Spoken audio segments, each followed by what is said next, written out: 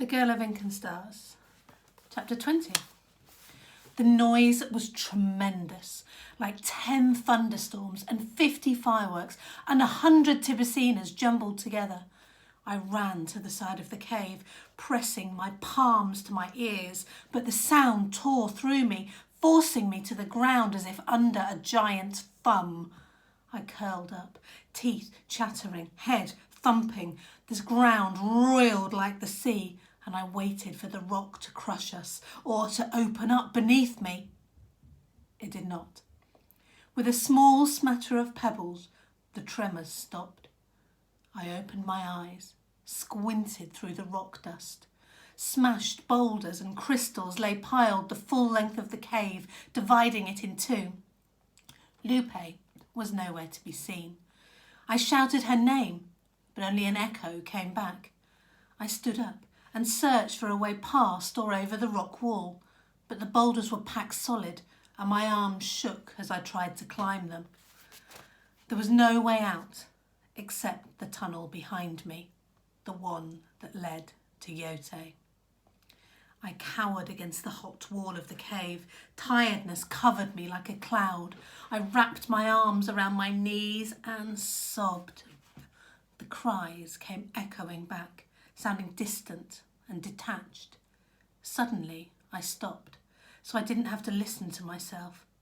But the distant sobbing did not stop.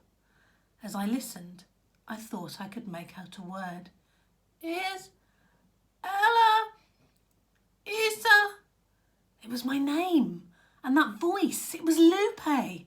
I ran my hand over the wall and found a crack splitting its curved side. I followed it as far as I could reach. Then I pressed my mouth to it and said, Lupe! I placed my ear back over the crack. Nothing. Even the crying had stopped. Perhaps I'd imagined it. Then a voice, faint and tentative, spoke my name. Heart singing, I spoke into the same place.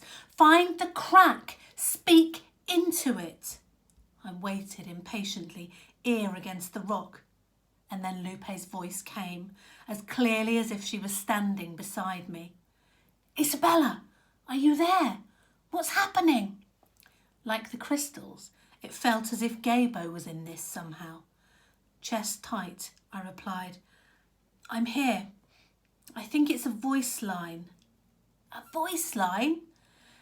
Gabo and I had one in our room. They carry your voice. Something to do with the curve of the caves. What happened? I'm not sure, I lied, eyes fixed on the tunnel, certain I knew. What now? I've tried climbing over the rockfall. Me too. What about the tunnel to the exit? Blocked. Clearing my throat, I tried to make my voice strong and calm. The way we came into the cave, is it clear? The sound of her breathing vanished, and I pictured her moving across the cave to check. A few moments later, her voice trickled into my ear again.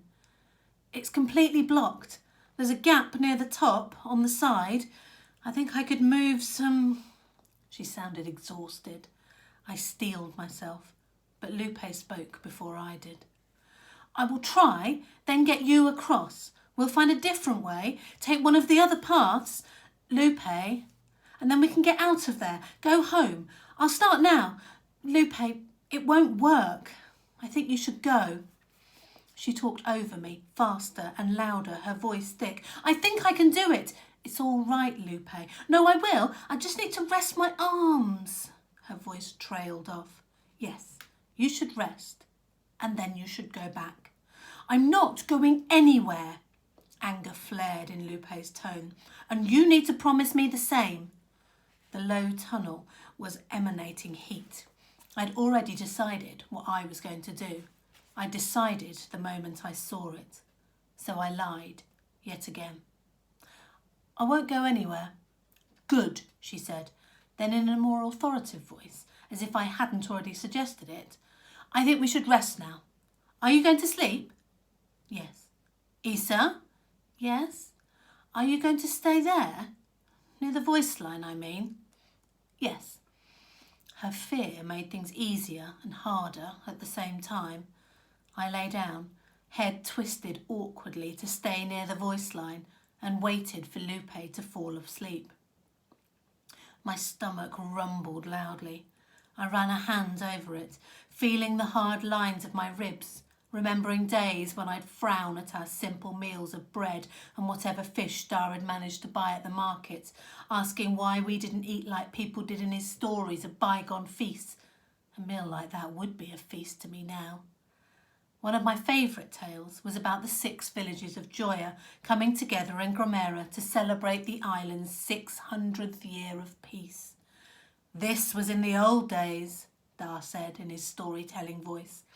Even before Arinta, people brought wild boar and roots cooked with ground chilies and vinegar, dates in spun sugar baskets, palm-sized oysters in pearly shells, crabs and lobsters boiled and served, heaped with lemon-scented butter, an octopus the length of a man, shoaled in samphire and salt.